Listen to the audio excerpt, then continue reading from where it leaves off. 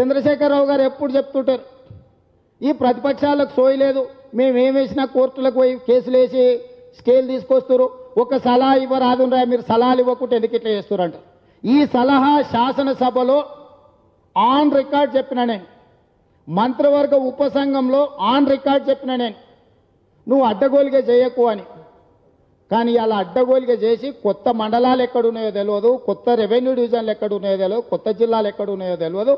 ఇవాళ ఆయన మాత్రం అల్లుడు కోటి కొడుకు కోటి ఇచ్చిన ఆయన అడవై 2 టెంకాయలు కొట్టిండు.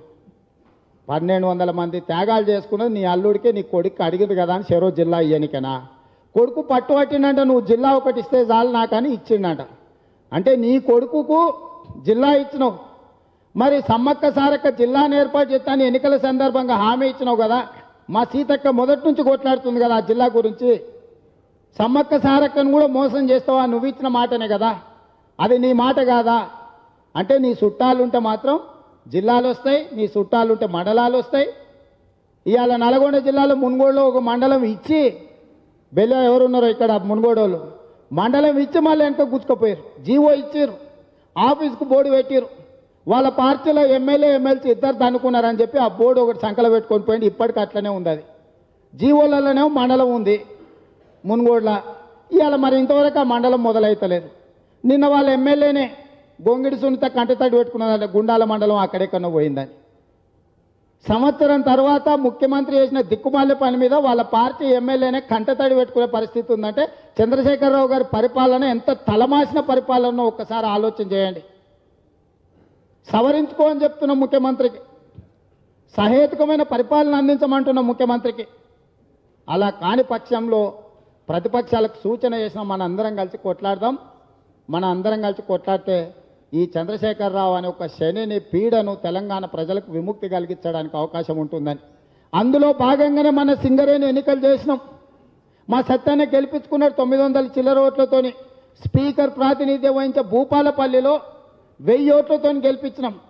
ఆడ మా బోడ జనార్దన్ అన్న ఆడ 1000 ఓట్లతో గెలిచినాం.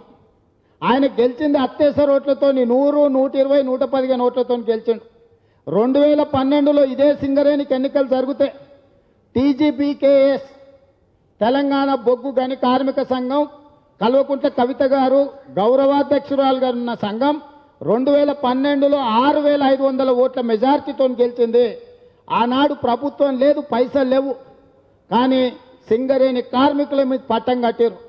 ఇవాళ 2017లో ఎన్నికలు జరిగితే 50 మంది ఎమ్మెల్యేలు, డజను మంత్రులు, అర డజన్ ఎంపీలు పోయి ఆడ కూర్చొని చీరలలో సంపాదించిన అంతా సింగరేణిలో 150 కోట్లు ఖర్చు పెడితే మీరు గెలిచింది 3000 చిల్లర ఓట్లతోటి. మొత్తానికి ఈరోజు ప్రభుత్వానికి వచ్చింది 45% ఓట్లు వచ్చినాయి సింగరేణిలో. ప్రతిపక్షాలకు అన్నిటికి కలిసి 55% ఓట్లు వచ్చినాయి. నేను అందుకే విజ్ఞప్తి చేస్తున్నా, కేసీఆర్ వ్యతిరేక పునరేకీకరణ జరగాల్సిన అవసరం ఉన్నది. ఇవాళ కేసీఆర్ గారు మనం చీలిపోతున్నాం కాబట్టి, తలా ఒక దిక్కున్నాం కాబట్టి అధికారాన్ని చెలాయిస్తున్నాడు, ఇష్టం వచ్చినట్టుగా రాష్ట్రాన్ని నడుపుతున్నాడు, తన కుటుంబానికి దోపిడీ చేసి 1000 కోట్ల రూపాయలు దాచిపెట్టుకుంటున్నాడు. ఇవాళ ప్రతిపక్షాల అనైక్యతనే కేసీఆర్ గారి బలం. నెల రోజుల కింద సర్వే చేసి 111 3 పంగనామాలు గెలుస్తున్నాయని చెప్పిండు.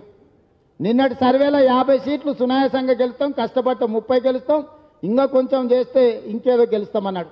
కరెక్టు 2-3 నెలల్లోనే 111 సీట్ల నుంచి 50 సీట్లకు గెలుస్తామని చంద్రశేఖరరావు గారు చెప్పుకునే పరిస్థితి రాష్ట్రంలో ఉందంటే వేగంగా టీఆర్ఎస్ పార్టీ కేసీఆర్ ప్రతిష్ట పతనం వైపు వేగంగా పరిగెడుతున్నది. రోజు రోజుకు కేసీఆర్ గారి ప్రతిష్ట దిగజారుతున్నది. పరిపాలన వైఫల్యంతో ఈ ప్రభుత్వాన్ని ఉన్న పలంగా ఇంటికి పంపించాలని ప్రజలు అనుకుంటున్నారు.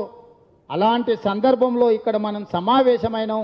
ఇక్కడ ఉన్న వాళ్ళందరూ కూడా అనుభవజ్ఞులే, రాజకీయాల 20 ఏళ్ళు 30 ఏళ్ళు ప్రజా సమస్యల మీద పోరాటం చేసిన వాళ్ళే ఇక్కడ ఉన్నారు. మనందరం కూడా ప్రధానంగా దృష్టి పెట్టాల్సింది రాబోయే రోజుల్లో ఒకటి నిరుద్యోగ సమస్య. కొలువుల కోసం కొట్లాడాల్సిందే. తెలంగాణ తెచ్చుకున్నదే కొలువుల కోసం. రెండవది రైతు రుణమాఫీ పేరు మీద 4 విడతలుగా రైతులకు రుణమాఫీ జరుగుతుంది అన్నాడు. కానీ 4 విడతలు బ్యాంకులు వేసే లోపల మళ్ళీ అంతకంత మిత్తయి నెత్తి మీద ఉన్నది. ఒక్క పాస్బుక్ కూడా బయటకు వస్తలేదు. ఇవాళ రైతుల పాస్బుక్లు మొత్తం బ్యాంకులోనే తనఖాలో ఉన్నాయి. హాయ్ ఫ్రెండ్స్, మా టుడే టుమారో యూట్యూబ్ ఛానల్ చూస్తున్నందుకు చాలా థ్యాంక్స్. మరిన్ని లేటెస్ట్ వీడియోస్ కోసం వెంటనే సబ్స్క్రైబ్ చేయండి. అలాగే ఈ బెల్ ని కూడా రింగ్ చేసేయండి.